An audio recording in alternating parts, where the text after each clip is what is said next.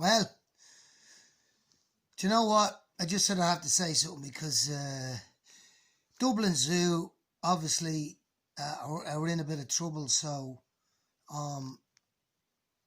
they were on saying that obviously there's nobody visiting the zoo and they've no money to feed the animals. It costs 500,000 a month to feed all the animals. That's a savage amount of money. And they used to be getting that from people coming into the zoo. So here's what I fucking say to that. As soon as they want online or on the TV, within 24 hours, people donated a million bucks within 24 hours to the zoo to feed the animals. Now, if it costs 500,000 a fucking month to feed them, that's only 2 months.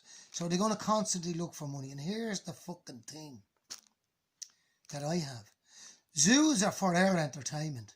Because you know what? You want to go and see an animal or an elephant or a lion or a zebra or whatever the fuck. You go to where they're fucking living. And it might be a once in a lifetime trip that you go and you see these animals. Right? And that's the way it should be. It's a once in a lifetime wherever you go to the safari or wherever the fuck they live. You might be able to go and see them. Not in a cage. They don't like being, they're there for our fucking purpose. For human purpose. Right? Because it's down the road so you can, little fucking Jenny and little Tommy can go down the road and see the elephants and the zebras and the grey in the cage. Right? So fuck that. They should fucking let them back. Okay, they're a little domesticated now and that and have to be looked after. But that's fair enough. But scrap the fucking zoos. Do you know? Scrap, that's just, with people homeless all over the fucking streets, and yet they can within 24 hours $1 million bucks for the animals, right? Now, here's the fucking other thing. How do you feel now with lockdown? Because that's how those fucking animals feel. You can't go anywhere. Your movements are restricted in the fucking zoo, right? You can't go down the road. You can't do this. You can't do that. So how do you think they fucking feel in the zoo, behind the cage, where fucking Paddy O'Reilly says in the fucking caretaker, and he's like, oh, the animals love the zoo and they hear the kids and they jump up and down because they're domesticated now. But they need to do away with that shit. That's what they need to do, because that's what it's like now for you humans.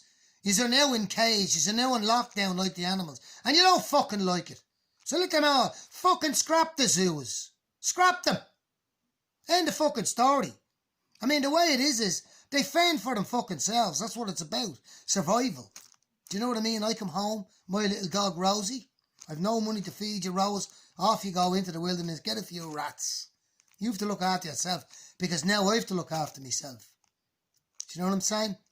There's no jobs, there's no work, no money coming in. Survival. But then they raise $1 million bucks for the animals. These are for what? So I can go and visit them in the fucking zoo. Behind the cage. You're in a cage, locked down, in a cage, now, and how do you feel? Because you're going to have to raise 500,000 every fucking month. So I don't agree with the fucking zoos anyway. Let them off. Let them into their own natural environment. Do you know what I mean? Anyway, just there you go. No more zoos, and don't be bringing your kids to fucking zoos. We live in an open fucking asylum. Asylum? What the fuck is asylum, you dick? Anyway, that's all I've got to say. On the Covit. Do you know what? That's all I've got to say.